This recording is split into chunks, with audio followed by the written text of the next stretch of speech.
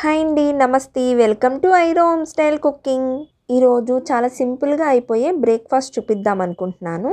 మన ఇంట్లో ఎప్పుడైనా ఇడ్లీ పిండి కానీ మిగిలిపోయిందంటే ఈ విధంగా ఒకసారి బజ్జీలు వేయండి. పాలకూర బజ్జీలు చాలా టేస్ట్గా చాలా బాగుంటుంది.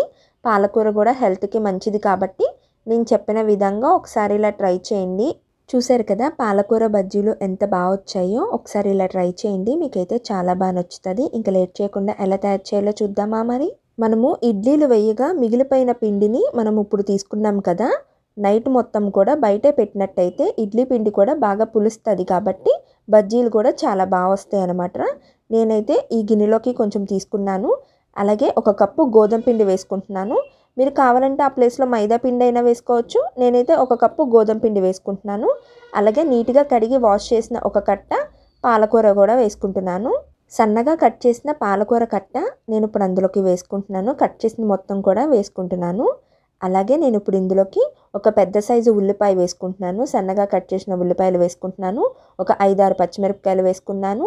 ఒక 2 స్పూన్లు పల్లీలు వేసుకుంటున్నాను. 1 టీ స్పూన్ జీలకర్ర వేసుకున్నాను. అలాగే కొంచెం కొత్తిమీర కూడా వేసుకుంటున్నాను.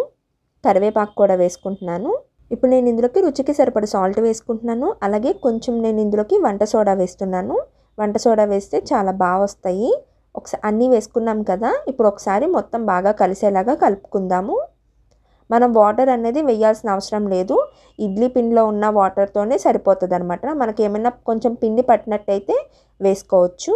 మొత్తం అంతా కూడా బాగా కలుపుకుందాము, పిండి మొత్తం బాగా కలిసేలాగా. మన పాలకూర బజ్జీల్ని హెల్దీగా చేసుకుంటున్నాం కాబట్టి నేను ఇందులోకి మైదా పిండి వేయకోకుండా గోధుమ పిండి వేసుకుంటున్నాను. అలాగే నాకు ఇంకొంచెం గోధుమ పిండి పట్టింది, అందుకే ఇంకొంచెం గోధుమ పిండి కూడా వేసుకొని ఒకసారి మొత్తం అంతా కూడా బాగా కలుపుకుంటున్నాను. మొత్తం అంతా బాగా కలుపుకున్నాం కదా, ఇప్పుడు కొంచెంసేపు పక్కన పెట్టుకుందాము.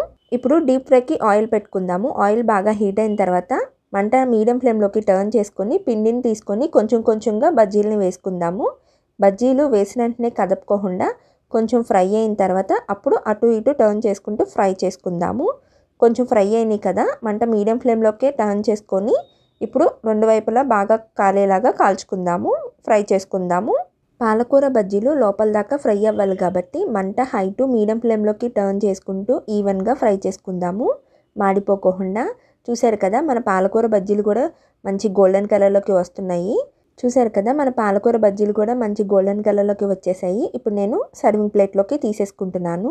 పాలకూర అంటే పిల్లలకి కానీ పెద్దవాళ్ళకి కానీ ఇష్టం లేకపోతే ఒకసారి ఇలాగా బజ్జీలుగా వేసి పెట్టండి. వాళ్ళకి అసలు తెలియదు అనమాట, అంత టేస్ట్గా చాలా బాగుంటుంది. రెగ్యులర్గా టిఫిన్స్ తిని బోర్ కొట్టినప్పుడు ఒకసారి ఇడ్లీ పిండితోని ఇలా పాలకూర బజ్జీలు కానీ ట్రై చేస్తే మీకైతే చాలా బాగా నచ్చుతుంది. మిగిలిన పిండిని కూడా నేను ఈ విధంగానే బజ్జీలు వేసుకుంటున్నాను ఆయిల్లోని. మన బజ్జీలు కూడా రెడీ అయిపోయినాయి కదా, ఇప్పుడు సర్వింగ్ ప్లేట్లోకి తీసేసుకుందాము.